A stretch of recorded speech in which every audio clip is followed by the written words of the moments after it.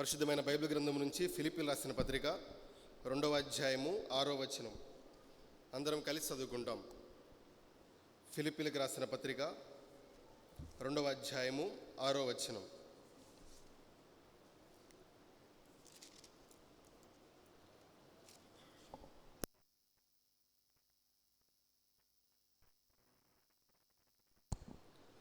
ఆయన దేవుని స్వరూపము కలిగిన వాడై ఉండి దేవునితో సమానముగా ఉండుట విడిచిపెట్టకూడని భాగ్యమని ఎంచుకొనలేదు కానీ.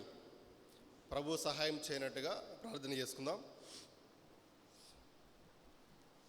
నన్ను మమ్మల్ని మిక్కిలి ఎంతగానో ప్రేమించిన మా ప్రియ పరలోకమందున మా తండ్రి, నిన్న నేడు నిరంతరము ఏకరీతిగా ఉన్న దేవా, యేసుక్రీస్తు మా ప్రభు వారి శ్రేష్టమైన అత్యున్నతమ హెచ్చించబడిన నామంలో మీకు వందనములు స్తుతులు స్తోత్ర. మమ్మల్ని ప్రేమించి మరి యొక్క నూతనమైన దినమును మాకు అనుగ్రహించి జీవము గల దేవుని సన్నిధికి మమ్మల్ని తీసుకొని వచ్చినందుకే మీకు స్తోత్ర. మేము ఏ పాటి వారం నాయన మీ సన్నిధికి రావడానికి మీ ప్రియకుమారుడైన యేసుక్రీస్తు వారి ద్వారా మాకు ఇచ్చిన భాగ్యానికే మీకు స్తోత్ర. మీ సన్నిధిని ప్రేమించి వచ్చిన బిడ్డలందరూ బట్టి మీకు స్తోత్రాలు. రావాల్సిన వాళ్ళు త్వరగా తీసుకుని రండి. ప్రభు మార్గ మధ్యలో ఉన్న వాళ్ళని మీ సన్నిధికి తీసుకొని రావాల్సిందిగా ప్రభు పేరుట మనవి చేస్తున్నాం. చదవబడిన లేఖన భాగాల బట్టి మీకు స్తోత్రాలు. మా కొరకే విరిచి పంచిపెట్టండి. ఆత్మతో సత్యంతో మిమ్మల్ని ఆరాధించడానికి కావాల్సిన పురుగొల్పు మాటలు నా నోటి నుంచి మమ్మల్ని నడిపించమని కోరుకుంటూ వస్తున్నాను. మీ ప్రజల మధ్యలో నిల్చుడని అర్హుడిని కాదు ప్రభువా. నన్ను మీ సిలువ చాటును మరుగుపరచండి, మీ రక్తంలో కడగండి, సంపూర్ణంగా శుద్ధి చేసి మిమ్మల్ని ఆత్మతో సత్యంతో ఆరాధించడానికి కావాల్సినటువంటి పురుగొల్పు మాటలు నా నోటి నుంచి నడిపించమని సమయంలో మీకు అప్పచెప్పుకుంటూ దీవెనకరంగా చేయమని మహిమ ఘనత ప్రభావాలు మీకు ఆరోపించుకుంటూ యేసుక్రీస్తు ప్రభు వారి శ్రేష్టమైన నామంలో స్తుతించి ప్రార్థించి అడిగి వేడుకుంటున్నాం తండ్రి, ఆమేన్.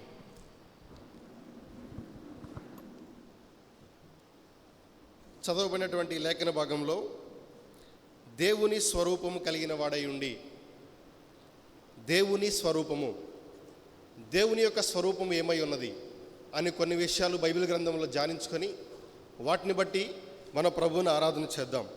మొట్టమొదటగా యోహాను రాసిన మొదటి పత్రిక 4వ అధ్యాయము 8వ వచనం. యోహాను రాసిన మొదటి పత్రిక 4వ అధ్యాయము 8వ వచనం. దేవుడు ప్రేమస్వరూపి. చాలక దేవుని యొక్క మొట్టమొదటి స్వరూపం ఏమిటంటే దేవుడు ప్రేమస్వరూపి. దేవుడు ప్రేమస్వరూపి కాబట్టి ఆయన స్వభావం కూడా ఎలాంటిదంటే ప్రేమించేటువంటి స్వభావం. ఆయన చూపించే ప్రేమ ఎలాంటిదంటే దానికి కొలతలు లేవు, దానికి ఎటువంటి కొదువ లేదు, ఆ ప్రేమకు ఎటువంటి లిమిటేషన్స్ కూడా లేవు, పరిమితులు కూడా లేవు. అటువంటి కొలత లేని ప్రేమ, కొదువ లేని ప్రేమ, పరిమితులు లేని ప్రేమ. అందుకని ఈ ప్రేమ గురించి ఇది సముద్ర అగాధాల కన్నా లోతైనటువంటి ప్రేమ, ఆకాశము కంటే ఎంతో ఉన్నతమైనటువంటి ఎత్తైన ప్రేమ, ఈ భూ ప్రపంచమంతటంత వెడల్పోయినటువంటి దేవుని ప్రేమ. ఈ దేవుని ప్రేమ మన పక్షాన కుమ్మరించాడు కాబట్టి ఎప్పుడైతే ఆయన ప్రేమించాడో మనం ఎవరినన్నా ప్రేమిస్తే వాళ్ళకు ఒక బహుమతిలాగా ఇస్తాం. దేవుడు మనల్ని ప్రేమించాడు కాబట్టి దేవుడు మనకు ఒక బహుమతి ఇచ్చాడు.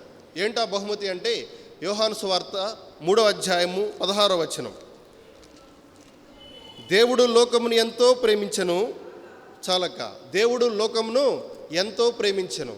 ఎవరి లోకము, ఎలాంటిది లోకము అని గనక మనం ఆలోచించినట్లయితే రోమిలకు రాసిన పత్రిక 5వ అధ్యాయము 6వ వచనం. రోమిలకు రాసిన పత్రిక 5వ అధ్యాయము 6వ వచనం. ఏలయనగా మనం ఇంకా బలహీనులమై ఉండగా. చాలక ఎలయనగా మనం ఇంకా బలహీనులమై ఉండగా. అలాగే రోమిలకు రాసిన పత్రిక 5వ అధ్యాయం 8వ వచనం. అయితే దేవుడు మన ఎడల తన ప్రేమను వెల్లడిపరుచున్నాడు. ఎట్లనగా మనం ఇంకనూ పాపులమై ఉండగా. చాలక మనం ఇంకనూ బలహీనులమై ఉండగా, మనం ఇంకనూ పాపులమై ఉండగా. ఇంకొంచెం ముందుకెళ్తే 10వ వచనంలో ఒక మాట రాయబడి ఉంటుంది. రోమిలకు రాసిన పత్రిక ఏలయనగా మనము శత్రువులమై ఉండగా. చాలక దేవుడు ఎలాంటి వారిని ప్రేమించాడు అంటే బలహీనులైన వారిని ప్రేమించాడు. రెండోదిగా శత్రువులను ప్రేమించాడు. మూడోదిగా మనం ఇంకనూ పాపులమై ఉండగా పాపులను ప్రేమిస్తూ వచ్చాడు. అందుకనే దేవుని ప్రేమ ఎలాంటిదని చెప్పాము అంటే పరిమితులు లేవు.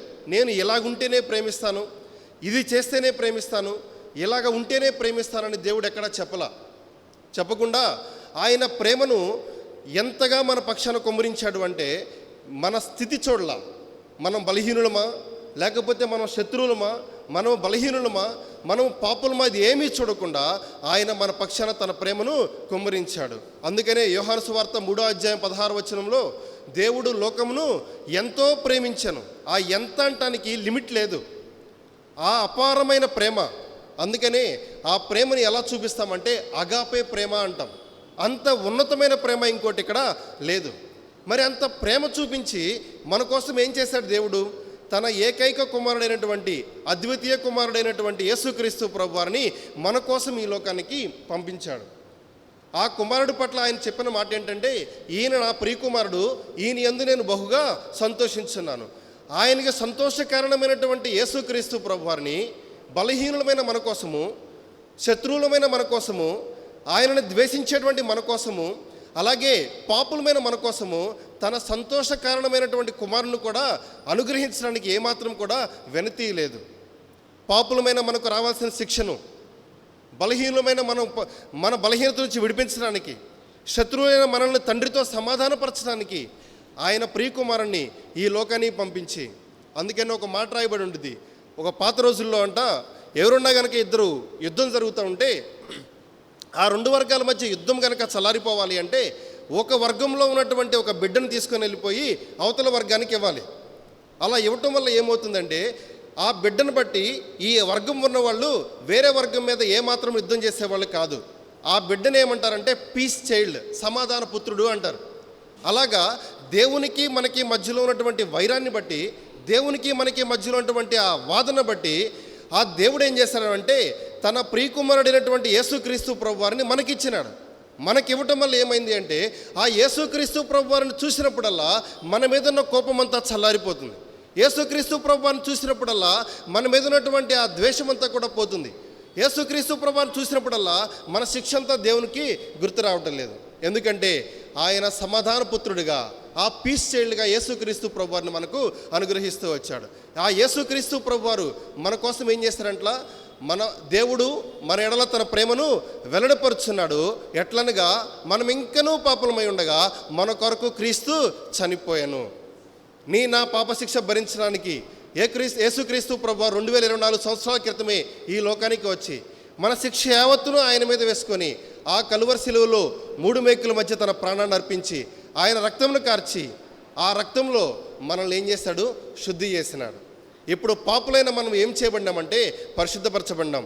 అందుకనే యోహాను సువార్త 3:16 కంటిన్యూషన్, దేవుడు లోకమును ఎంతో ప్రేమించెను కాగా తన అద్వితీయ కుమారునిగా పుట్టిన వారి యందు విశ్వాసముంచు ప్రతివాడును నశింపక నిత్య జీవం పొందినట్లు. మనం నశించిపోలేదు, కానీ యేసుక్రీస్తు ప్రభువారి ద్వారా మనకి ఏమొచ్చిందంట? నిత్య జీవము. ఎందుకంటే మనం దేవుణ్ణి ప్రేమించమని కాదు, కానీ ఆయనే మనల్ని ప్రేమించి మన మీద ఉన్న శిక్షను తీసివేసి నిత్య జీవమునకు మనల్ని పాత్రులుగా చేస్తూ వచ్చాడు. కాబట్టి దేవుడు ఎలాంటి వాడంట? ప్రేమాస్వరూపి. ప్రేమాస్వరూపి అయిన దేవుడు బలహీనమైన మన పట్ల, శత్రువులమైన మన పట్ల, పాపులమైన మన పట్ల తన ప్రేమను వెల్లడిపరిచి మనకు బదులుగా యేసుక్రీస్తు ప్రభువారిని బలిగా అర్పించి ఆయన చిందించిన రక్తంలో మనల్ని కడిగి పరిశుద్ధపరిచి నిత్య జీవమునకు మనల్ని ఏం చేస్తాడంట? పాత్రులుగా చేస్తూ వచ్చాడు. ప్రేమస్వరూపి అనే దేవుడు మొట్టమొదటిగా మనకి ఇచ్చింది ఏంటంటే మనల్ని కడిగి మనల్ని విమోచించి పరిశుద్ధపరిచి మనకి నిత్య జీవాన్ని అనుగ్రహిస్తూ వచ్చాడు. రెండోదిగా చూడండి దేవుడు ఎలాంటి వాడో చూడండి. కొరింథీయులకు రాసినట్టు ప్రకటన గ్రంథము 6:10. ప్రకటన గ్రంథము 6:10. నాదా రెండోది ఏంటక్క? సత్యస్వరూపి. దేవుని యొక్క రెండవ స్వరూపం ఏంటంటే సత్యస్వరూపి, సత్యము. అందుకనే యోహాను సువార్త 14:6 దేవుడు ఒక మాట చెప్పాడు, నేనే మార్గమును సత్యమును, నా ద్వారా తప్ప ఎవడు తండ్రి వద్దకు రాడు. యేసుక్రీస్తు ప్రభువారు సత్యము. అంతేనా? యోహాను సువార్త 14:16. యోహాను సువార్త 14:16.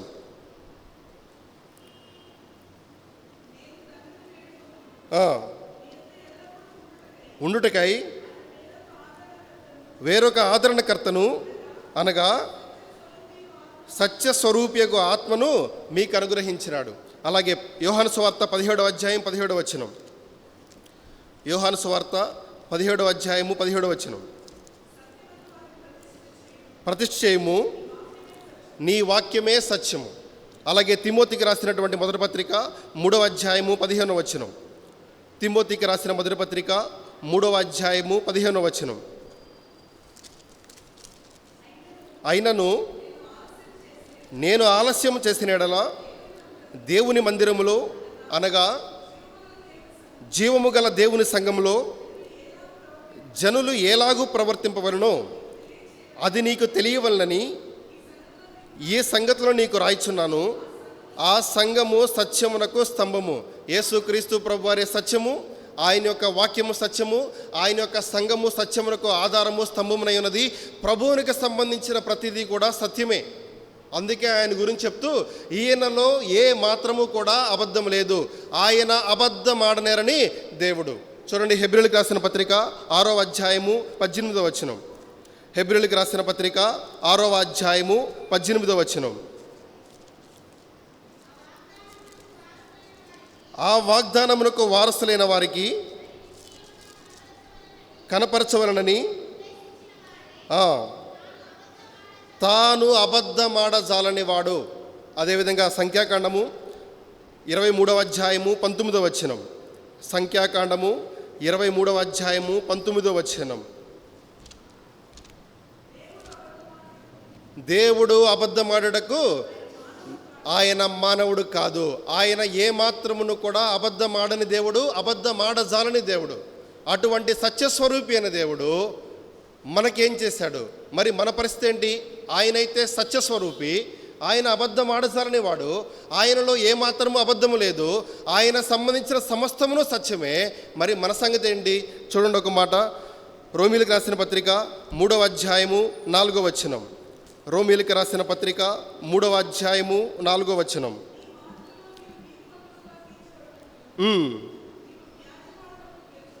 గెలిచినట్లును అని వ్రాయబడిన ప్రకారము ప్రతి మనుష్యుడు అబద్ధికుడు. ఎందుకంటే యోహాను సువార్త 8వ అధ్యాయం 44వ వచనంలో మీరు మీ తండ్రి యొక్క అపవాది సంబంధులు, అతడు అబద్ధమునకు జనకుడు. ఇటువంటి అబద్ధికులైన మనల్ని దేవుడు ప్రేమించి మన కోసం ఆయన ప్రియకుమారుని పంపించి యేసుక్రీస్తు ప్రభువారి యొక్క మరణ, భూస్థాపన, పునరుత్థానముల ద్వారా మనలను సత్యమందు ప్రతిష్ఠించాడు, మనలను సత్యవంతులుగా చేశాడు. అందుకని ఎఫెసీయులకు రాసిన పత్రిక 6వ అధ్యాయము 14వ వచనం. ఎఫెసీయులకు రాసిన పత్రిక 6వ అధ్యాయము 14వ వచనం. ఏలయనగా మీ నడుమునకు సత్యమును దట్టి అబద్ధికులైన మనల్ని సత్యవంతులుగా మార్చిన దేవుడు ఎవరంటే సత్యస్వరూపి అయినటువంటి యేసుక్రీస్తు ప్రభువారు. ఆ యేసుక్రీస్తు ప్రభువారు మనల్ని సత్యవంతులుగా చేయకపోయినట్లయితే మనలో ఏమాత్రం కూడాను సత్యము లేదు. కాబట్టి రెండు స్వరూపాలు మనం చూస్తూ వచ్చాం. మొట్టమొదటిగా ఏంటి? ప్రేమాస్వరూపి. ప్రేమాస్వరూపి అయిన దేవుడు మనల్ని ఏం చేసినాడు? పాపులైన మనలను, బలహీనులమైన మనలను, శత్రువులైన మనలను ప్రేమించి నిత్య జీవనకు పాత్రలుగా చేశాడు. రెండోదిగా సత్యస్వరూపియగు దేవుడు, సత్యమునకు ఆధారము ఆయనే సత్యము, ఆయన వాక్యము సత్యము, ఆయన ఎటువంటి అబద్ధం ఆడజాలని దేవుడు. అటువంటి దేవుడు నా కొరకు ఈ లోకానికి వచ్చి నిన్ను నన్ను సత్యవంతులుగా తీర్చడానికి, సత్యము దట్టి మన నడుము కట్టడానికి ఆయన ఈ లోకంలో కఠినమైన శ్రమ అనుభవించాల్సి వచ్చింది. మూడోదిగా చూడండి, యోహాను సువార్త 17వ అధ్యాయము 25వ వచనం. యోహాను సువార్త 17వ అధ్యాయము 25వ వచనం. చాలక్క మూడోదిగా ఏం చెబుతున్నాం? నీతి స్వరూపుడగు తండ్రి. ఆయన ఎలాంటి దేవుడు అంట? నీతి స్వరూపుడు. ఈ నీతి స్వరూపుడైన దేవుడు మన కోసం ఏం చేశాడు? చూడండి, ఆయనేమో నీతిమంతుడు, కానీ మనమేంటి? ఎక్కడ రాయబడింది? రోమీలకు రాసిన పత్రిక 3వ అధ్యాయము 11వ వచనం. రోమీలకు రాసిన పత్రిక 3వ అధ్యాయము 11వ వచనం. నీతిమంతుడు లేడు, ఒక్కడును లేడు, గ్రహించువాడెవడునూ లేడు, దేవుని వెదుకువాడు ఎవరునూ లేడు, ఏకముగా త్రోవ తప్పి పనికి మాలిన వారు ఐరి. మనల్నేమో సమస్త దుర్నీతి మనలోనే ఉంది. అందుకని అన్నాడు కదా, నీతిమంతుడు ఒక్కడు కూడా లేడు. ఇలాంటి నీతి లేని దుర్నీతి పరులైన మానవుల కోసం నీతిమంతుడైన దేవుడు ఈ లోకానికి వచ్చినాడు. ఆ నీతిమంతుడైన దేవుడు మన కోసం సిలువకు అప్పగించబడినాడు. మన అపరాధముల నిమిత్తం అప్పగించబడి తిరిగి 3వ దినాన లేచుడు ద్వారా మనము నీతిమంతులుగా తీర్చబడినాం. యేసుక్రీస్తు ప్రభువారి యొక్క మరణ, భూస్థాపన, పునరుత్థానముల ద్వారా దుర్నీతి పరులైన మనము నీతిమంతులుగా తీర్చబడ్డాం. నీతిమంతులుగా తీర్చబడటమే కాదు, నీతిమంతుని యొక్క ప్రార్థన దేవుడు ఆలకించును. నీతిమంతుని యొక్క గృహము వర్ధిల్లును. నీతిమంతుని యొక్క పాదములు, నీతిమంతుని యొక్క పెదవులు, నీతిమంతుని యొక్క నోరు, వారు చేసేది ప్రతిదీ కూడాను లాభదాయకమే. అందుకని అన్నాడు కదా, చూడండి ఒక మాట, రోమీలకు రాసిన పత్రిక 6వ అధ్యాయము 18వ వచనం. రోమీలకు రాసిన పత్రిక 6వ అధ్యాయము 18వ వచనం. పాపముల నుంచి విమోచింపబడి చాలక దేనికి దాసులుగా చేయబడ్డాం? ఇప్పుడు నీతికి దాసులుగా చేయబడినాం. ఎవరు నీతి అంటే? కొరింథీయులకు రాసిన మొదటి పత్రిక 1వ అధ్యాయము 31వ వచనము. కొరింథీయులకు రాసిన మొదటి పత్రిక 1వ అధ్యాయము 31వ వచనం. అక్క నెరవేరినట్లు దేవుని మూలముగా ఆయన మనకు జ్ఞానమును, నీతి. ఎవరైనా? యేసుక్రీస్తు ప్రభువారే నీతి. ఆ యేసుక్రీస్తు ప్రభువారికి ప్రజెంట్ ఏమయ్యాం? ఇప్పుడు దాసులుగా చేయబడ్డాం. ఒకప్పుడు మన అవయవాలు మొత్తం దుర్నీతికి సాధనాలుగా వాడబడినాయి. యేసుక్రీస్తు ప్రభువారు నీతిమంతులుగా చేయబడి ద్వారా, మనల్ని నీతిమంతులుగా చేయటం ద్వారా మనము నీతికి దాసులుగా అయిపోయినాం. అలాగే ఇంకొక మాట, రోమీలకు రాసిన పత్రిక 6వ అధ్యాయం 13వ వచనం. రోమీలకు రాసిన పత్రిక 6వ అధ్యాయము 13వ వచనం. మరియు మీ అవయవములను నీతి సాధనములుగా, ఎలా? 6:13 చివరి భాగం అక్క. మీ అవయవములను నీతి సాధనములుగా దేవునికి అప్పగించడి. ఒకప్పుడు ఈ అవయవాలన్నీ కూడా దుర్నీతికి అప్పగించుకున్నాం, పాపమునకు అప్పగించుకున్నాం. కానీ యేసుక్రీస్తు ప్రభువారిని నీతిమంతులుగా తీర్చిన తర్వాత ఇప్పుడు ఈ అవయవము, ఈ శరీరము అంతా కూడా దేనికి దాసులంట? నీతికి దాసులు. నీతికి సాధకములుగా దేవుడు నన్ను చేస్తూ వచ్చినాడు. ఎంత గొప్ప భాగ్యం!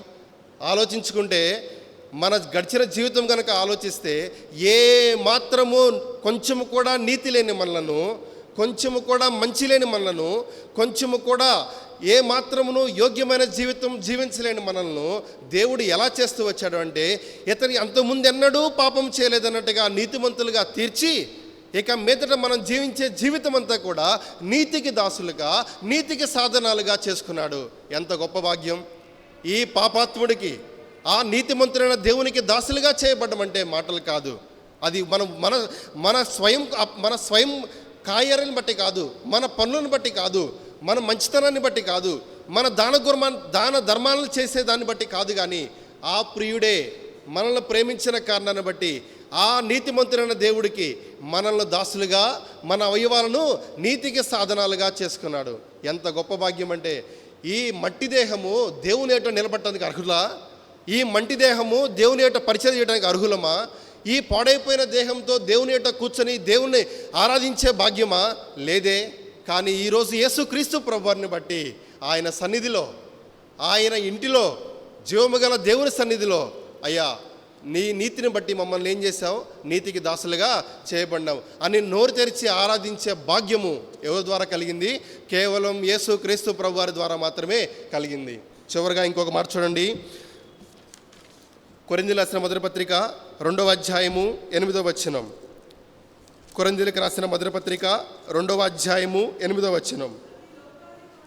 అది లోకాధికారులలో ఎవనికి తెలియదు, తెలిసి ఉండేలా చాలక. 4వదిగా ఏ స్వరూపం అంట దేవునిది? మహిమా స్వరూపియగు దేవుడు. ఈ మహిమా స్వరూపియగు దేవుడు మన కోసం ఏం చేశారంటే, ఆయన మహిమా సువార్త. చూడండి, తిమోతికి రాసిన మొదటి పత్రిక 1వ అధ్యాయము 11వ వచనం.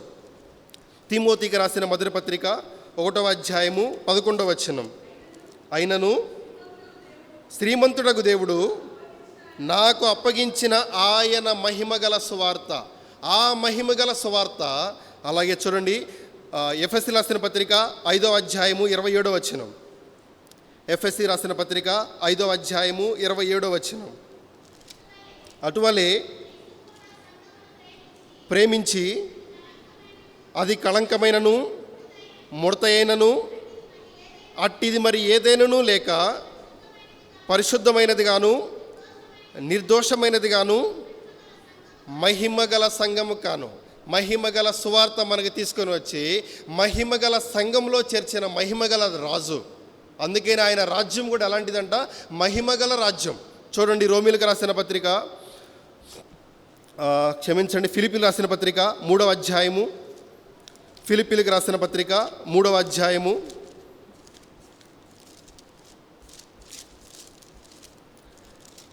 21వ వచనం.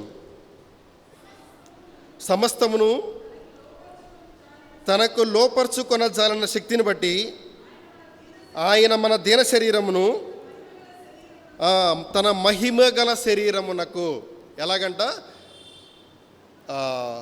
దీన శరీరాన్ని మహిమగల శరీరముగా సమరూపం గల దానిగా మార్చును. మహిమగల సువార్త, అలాగే మహిమగల సంఘము, మహిమగల శరీరము. అలాగే ఈ మహిమగల శరీరంతో ఎక్కడ చేర్చబడతాం? మహిమగల దేవుని రాజ్యంలో. అటువంటి మహిమగల దేవుని రాజ్యానికి దేవుడు ఏం చేస్తున్నాడు? సిద్ధపరుస్తూ వస్తున్నాడు. ఎలాంటి వారిని సిద్ధపరుస్తున్నాడు? ఎప్పుడైతే దేవుడు ఆదికాండం 1వ అధ్యాయము చూడండి, ఆదికాండము 1వ